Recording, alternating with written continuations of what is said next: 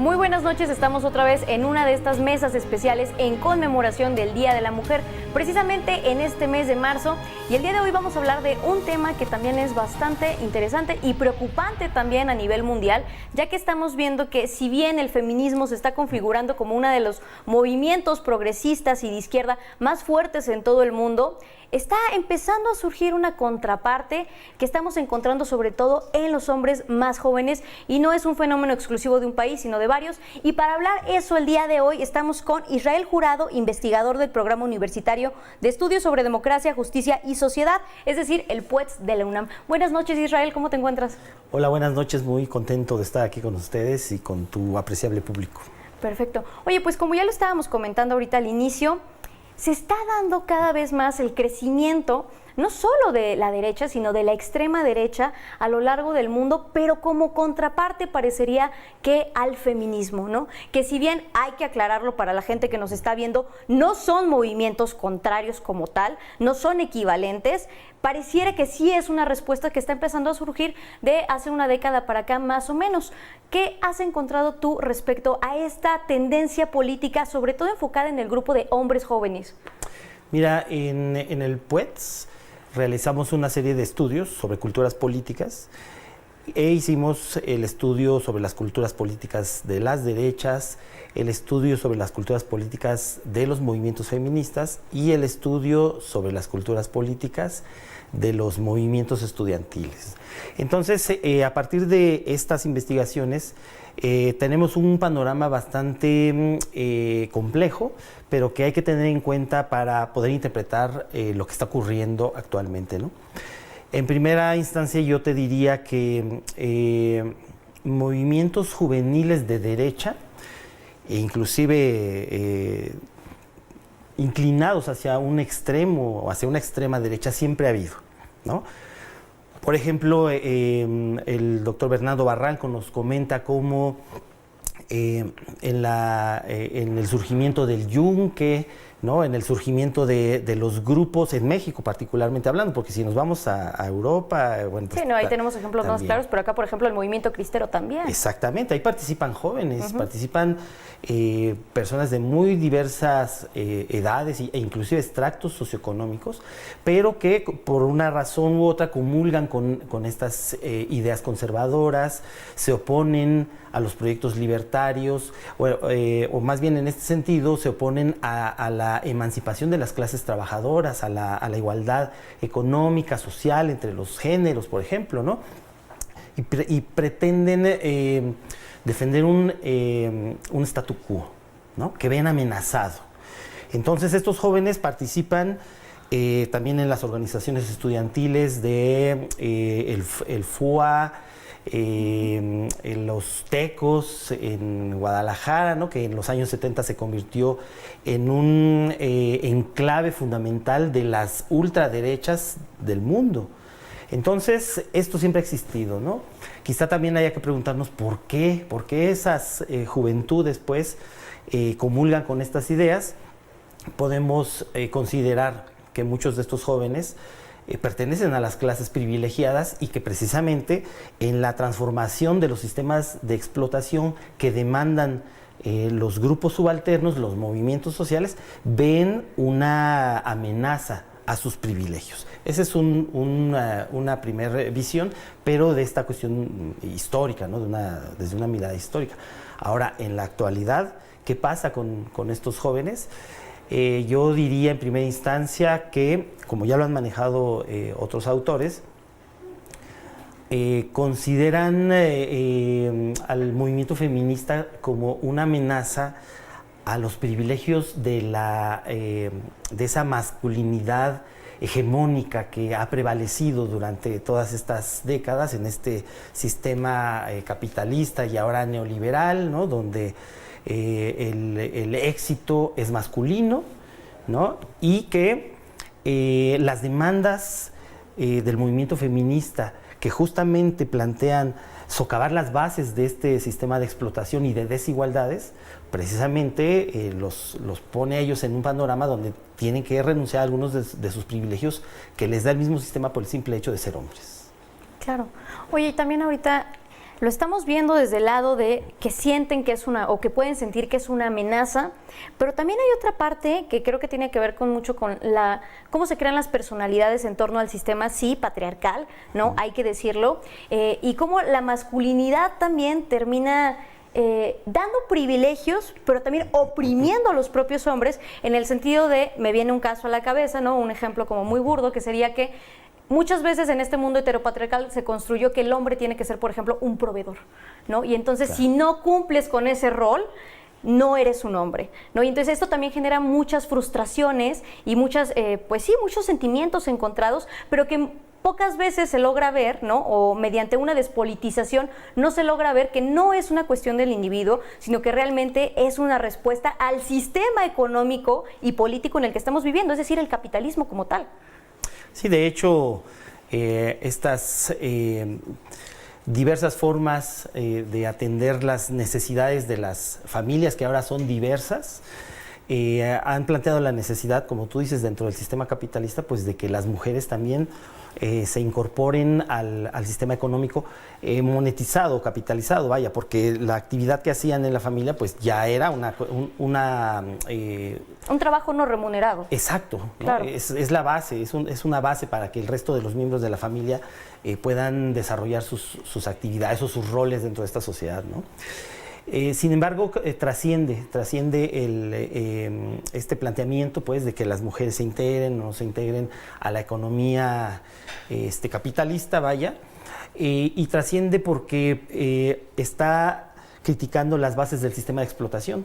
Y este sistema de explotación, como ya lo han planteado diversas teóricas feministas, como Marcela Lagarde, pues ha sido una hegemonía heteropatriarcal, heteronormativa, claro, ¿no? Que plantea la diferencia entre los sujetos no solo a partir de las clases sociales, sino de la raza y del género, ¿no? Entonces, realmente lo que hay detrás de este peligro para este establishment que existía, que existe todavía, pues, donde el capitalismo es el eje que articula distintos simbolismos, ¿no? Distintas formas de entender el mundo, sigue articulándolo y sigue permeando fuertemente esta visión ahora neoliberal, pues, del mundo y de las relaciones sociales.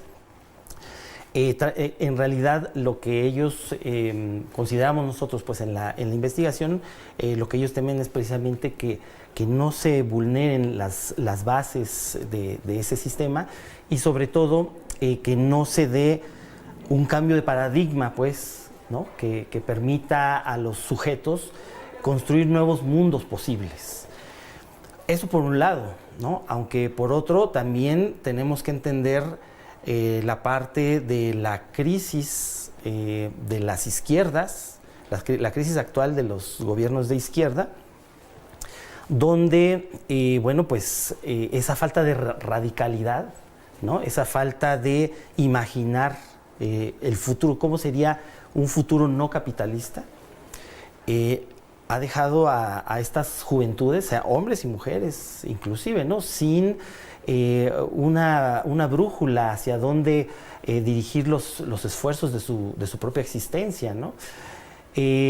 Aquí quisiera aclarar nada más que este fracaso, llamémoslo así, es más que nada de lo que pudiéramos llamar izquierdas moderadas, ¿no? O estos gobiernos, ¿cómo se les denomina? Socialdemócratas, ¿no?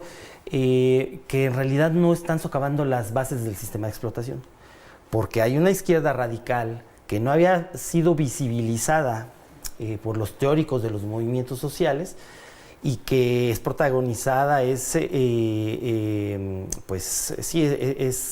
tiene su vanguardia en el movimiento indígena, tiene su vanguardia en el feminismo, ¿no? Tiene su vanguardia en actores colectivos que no habían sido visibilizados y que hoy están criticando fuertemente no solo ese establishment capitalista, sino también lo que ha dejado de hacer esa izquierda moderada.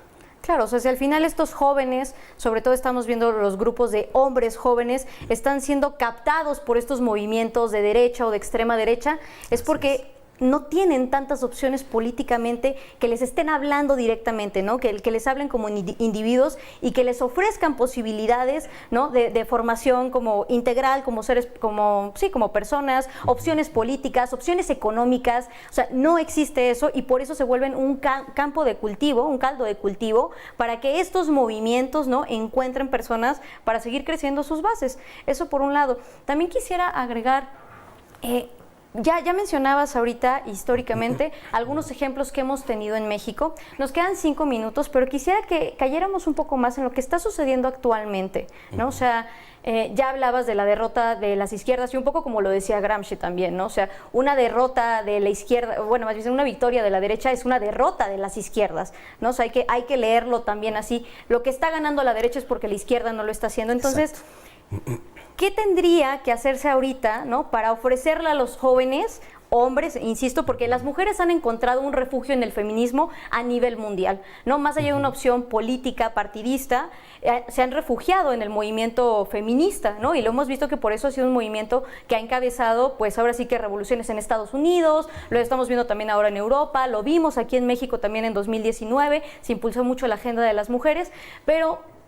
¿qué falta por ofrecerle a los hombres para que la derecha y estos discursos de la extrema derecha no los terminen de cooptar? ¿No? O sea, ¿qué otras opciones tendría que haber para ellos? Y sobre todo también pensando que últimamente en la era del Internet vemos también muchos personajes que otra vez se agarran de estas debilidades y de esta falta de oportunidades para cooptar a estos jóvenes.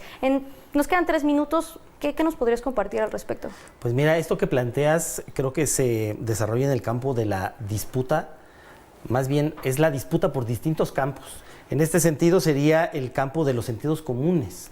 Entonces, más que ofrecerle a los jóvenes, debería haber un acercamiento de estos gobiernos de izquierda moderada o progresistas con los movimientos sociales que son la vanguardia del pensamiento de izquierda, ¿no? Y dejar que fluya ahí la posibilidad de imaginar un futuro sin este heteropatriarcado, sin el sistema capitalista, porque precisamente por ese distanciamiento y ese vacío que han dejado estos grupos de izquierda moderada,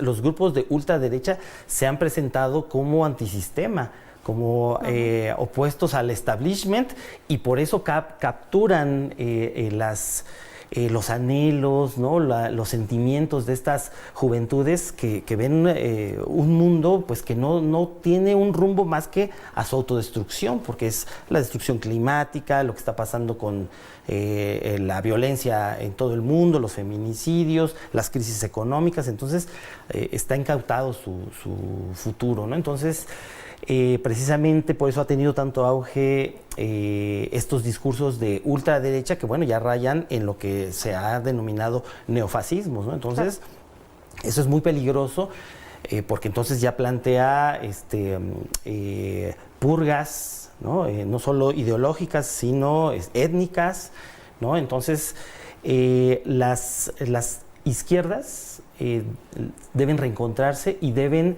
de aprender de los movimientos indígenas, de los movimientos feministas, y no tenerle miedo a la radicalización, ¿no? Y saber imaginar, atreverse a imaginar el futuro, como lo ha mencionado Pablo Stefanoni, cuando plantea que ahora las derechas, la rebeldía se volvió de derecha, sí, ¿no? O sea, es un robo de banderas, pero es más que nada una cuestión discursiva, ¿no? Es una cuestión de convencer a una población, ¿no? De que es lo que pasó con Milei, ¿no? Se presenta muy radical, ¿no? Contra, antisistema, outsider, ¿no? Pero pues en realidad lo que hemos visto es que ha ido actuando pues precisamente en beneficio de lo que él llamaba la casta, ¿no? Entonces, ¿pero qué le permitió eso? Pues el fracaso del gobierno anterior de Alberto Fernández, ¿no? Y es a lo que nos vamos a dirigir si no nos acercamos pues y fortalecemos a los movimientos de izquierda más radicalizados, más fuertes, que son estos que ya hemos mencionado. Perfecto. Oye, pues sí es un tema bien complejo, sobre todo muy preocupante, porque como ya lo mencionamos, tiene raíces históricas, y si bien el fascismo es una categoría histórica, como lo sostiene Atilio Borón, también él mismo ha dicho, por ejemplo, que se puede repetir y que estamos viendo ciertos tintes que podrían llevarnos otra vez a que no que se repita la historia como tal, pero que volvamos a caer en un fenómeno parecido. Te agradecemos mucho tu participación, Israel, y los esperamos en otra mesa de estas que ya saben estamos haciendo especialmente para ustedes en Informe Capital. Buenas noches.